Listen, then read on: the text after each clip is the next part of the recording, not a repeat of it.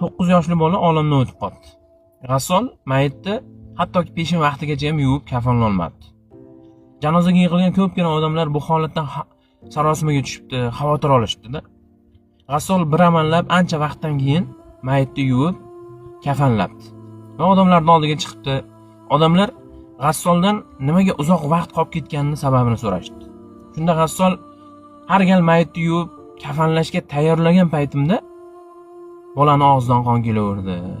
Shu sababdan men uzoq vaqt qolib ketdim deb javob berdi. Janozaga yig'ilgan odamlarning ko'pchiligi bu holatdan qo'rqibdi. Sababini izlay boshladi. Nimaga bunday bo'lganini sababini izlay boshladi.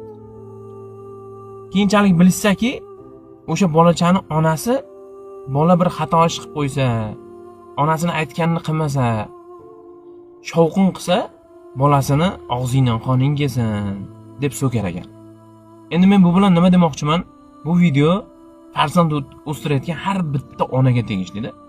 Otalarga tegishli emas, onalarga tegishli. Nimagaki, ko'pgina onalar farzandini jahl ustida bilmasdan shunaqangi qarg'ab qo'yadi, shunaqangi so'kib qo'yadi-da.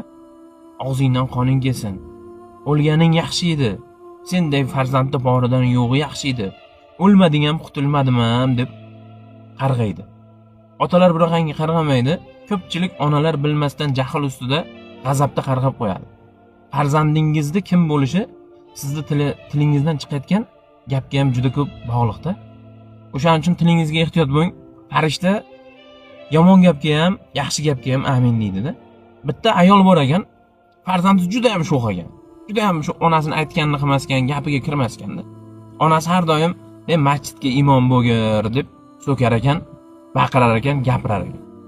Oradan yillar o'tibdi, vaqtlar o'tibdi, o'sha onasini aytganini qilmaydigan yigit, onasini gapiga kirmaydigan yigit, onasini ko'p qiynaydigan yigit o'sha masjidga imom bo'lgan ekanda.